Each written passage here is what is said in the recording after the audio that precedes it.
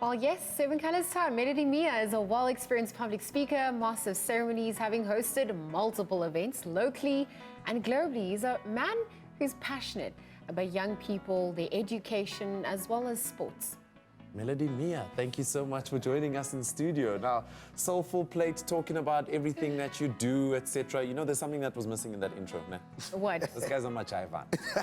What does that mean? Party starter. Oh. Yes. Wow. Like, Wow, Jacob, oh. give me, am I lying? Am I lying? It's your energy. It's No, your no, energy. but you got to put it right. Okay, I have a there we PhD in danceology. There we go. It's see? danceology. It's a Danceology. feeling. It's Oh my it's a whole God. thing. You see, there's a vibe. So I'm not lying. No, So but can you show us that a little later Well, on? let's talk about some serious stuff. Then we can, dabble into that. If we have time, we can dabble into that. But how did you get into this? MCing, motivational speaking, being a hype man, getting into the media space as well? Yeah. I think, to be very honest, firstly, thank you very much for having me. For me, it was more about, sometimes when you're running away from something and you run into something. So I was running away from depression. I was running away from this lack of identity of where am I going, who's Melody. And sometimes we base our future desires on our past, and eliminating that sometimes our future is just created by the now. And if right now I feel like I want to go bigger, that's when I start recreating what I want to become. And when I realized that I have a voice, always used to be that friend that would send you voice notes at 4 a.m. You must wake up and do something in your life. And it never meant anything to me at the time, not knowing that I actually was preaching life into someone else. And I found myself getting to radio 2011, as now I'm part of 947, and found myself speaking. And I just realized that this is what I want to do for the rest of my life. I actually left corporate to do what I do, not knowing that it'll be a fruitful journey. So you've come into studio today you've chosen the color yellow. Correct. So, what is the value that you've attached to the color yellow? What do you have to impart to us? So, a long story short, we're in a season where a lot of people are depressed. We live in a season where everyone wants instant gratification. I want to be hot now, I want to be beautiful now, I want to have money now. And through the journey that I went through, which is something I tweeted about recently, which was my suicide experience in 2011, as I tried to commit suicide because I felt like I wasn't worthy, I felt like I wasn't good enough, I felt like all these feelings. And with all those feelings, I realized that joy is self-inflicted. Joy is a decision. And in a moment whereby everything is falling apart, joy is an attitude. If I choose that I want to get out of this, I start looking at things that grow my heart and not the things that kill my heart. You'd notice a lot of people get depressed from seeing other people succeeding. People get depressed from actually seeing things, but they don't change the things they're seeing. They don't increase the positive versus the negative in society. I mean, we all know that one friend that really is amazing but is not succeeding. But sometimes that one friend needs a push in the right view. And not in the view that, yes, I graduate, but I don't have a job. But maybe I need to start looking for the positive in this little darkness that I have around me. And I've always said to myself, whenever I'm in a space, I want to be the light in the darkest room. Because in that motion, people are not blinded by your light, but they're encouraged that there is positivity on the other side. Oh, wow. I like that light reference. So what's your motivation for getting up in the morning? I mean, especially coming from a place of what it feels like to be down and depressed, etc. What's your get up and go? What's your motivation every morning? Literally, I'm going to be honest with you. I always say to myself is that every time I wake up, there's an opportunity to be bigger than what I was yesterday, to be greater than I was yesterday. The question is for me, I'm always enticed. The thought of how great can I actually be? How phenomenal can I do that Watch was 360 there? Like, the possibilities of life for me are always the things that wake me up to say, dude, are you going to be great or are you going to be great today? And that for me is what I want life to be. And that's how I get out of bed in the morning. Oh, wow. Hype man. I can imagine the vibe. I'm still want to see him dance. Literally, you should see his videos. Listen, when I met you, I had no idea that you were such a dancer and a hype man and whatever. And I was captured by a really cool video that you did probably at Orlando Stadium. Yes. And it has about 14 million views now. There we go. Yeah. You had thousands of people literally eating out of the palm of your hand. Like, when did that part happen? That part of you happen? And how do you always keep that alive? I mean, are you not intimidated by such big crowds? How were you inspired? So spiritually, I really believe in God, and God has helped me to get where I am, and that's where I always draw strength from personally. You know, I feel like my spiritual life with Jesus Christ has just been so amazing that it's drawn me in. But to also get to that element where I want to be able to walk into an 80,000 stadium, which is for the Orlando Derby. I'm walking as this young man, first time standing in a crowd like this.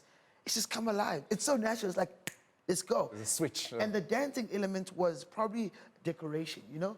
You know, you sometimes you set up your dinner, but you put the detail. And for me, my dancing element is probably like a decoration around the core of the liveliness that probably was placed in me, which is life is meant to be lived. Let's live. I'm just looking at the season we're in. So spring has sprung. Yep. Today is Rosh Hashanah. It's a new year for our Jewish viewers. I mean, there's so much happening on that front.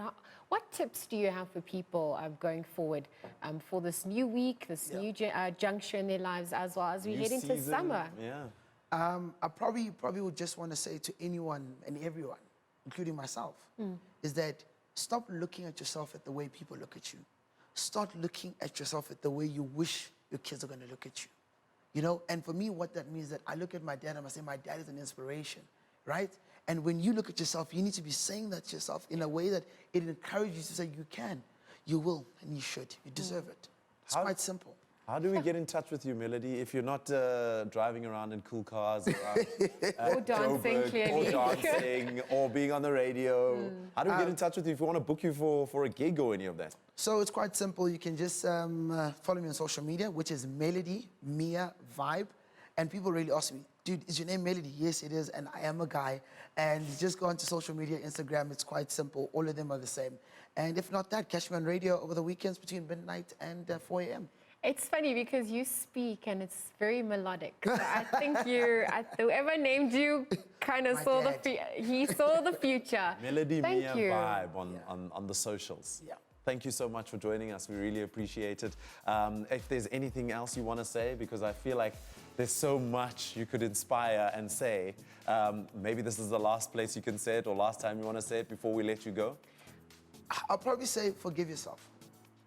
Forgive yourself for the little things that you know you could have done better and learn from them. Sometimes we are our worst enemy because we're still holding on to the mistake we did to ourselves and those around us. Joy comes when you know you're at ease and you're at peace with what you've lost and what you're still yet to gain. With that all said, you know what the director's saying in our ears? Maybe we can give this guy more time after the break. So we're gonna take a quick ad break. We shall be back with Melody because he's gonna give us some more inspiration on 7 colors. So time for a quick ad break. We'll be back right after this. And we're back. It's Weekend Dawn right here on Channel 405. My name is Jacob Mashuka. This is Liesl Wilson. We're not alone. We're actually hanging out with Melody Miya. Yes, but I mean, before we continue the chat with him, we are going to release the poll results that we've been asking you throughout the entire show today. So we were looking at the 4th Industrial Revolution and obviously the banking sector, digitization. The question we asked you this morning is, what is your view of banks digitizing their services? So the first answer was it has to happen, A. B, it's unfair, or C, keep up with the developments. And the results are out. It has to happen, A, is 35%. It's unfair, is that 16%. And then keep up with developments. That's the last one, 49%. Hey, what did I say? Option A and C are very similar. Yeah, they are very similar. And yeah. again, if you combine them, boom. And then create an option D. And then we were told, please don't do that. So, No, we're not creating more options. The thing is with the 4th Industrial Revolution, I guess, is that the only constant is change, right? Yeah, that's so So true. if you're not gonna, if you're gonna fight the system, you're actually just gonna fall behind and suffer. So go with the flow. Let's see what happens. The future's bright, I think. There we go. There we go. We're hanging out with Melody Miya, inspirational speaker, radio host, MC, hype man. There was a nice term you said about the dancing. What did you say? A PhD in danceology. A PhD in danceology. You got something that a lot of people don't have out there. He could be on Ellen. What's that guy who works with Ellen? There's the... Oh, yeah. Oh, what's his name? Oh, and listen, talking the about that, hip-hop guy. Twitch.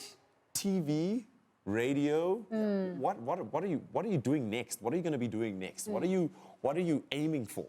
So my wish is that I can be a part of, so I have this concept of a show where we actually deal with young people and speak to young people. I feel like so many young people want to express themselves, and we're all going through so many things that are similar, but we're not talking about it. And I mean, of course, in the new age, for me, my desire is probably now to actually sit and create more TV aspect, as I have probably been on TV for quite some time now previously. But now it's really, I want to create content that will help heal people. Thing is, there's so much, you know, entertainment TV. Yeah. But let's go back to that Zola 7 season of life, you know, where people were like, listen, that changed my life. And that's what I want to do next. That's art. So art heals, entertainment distracts. On with it.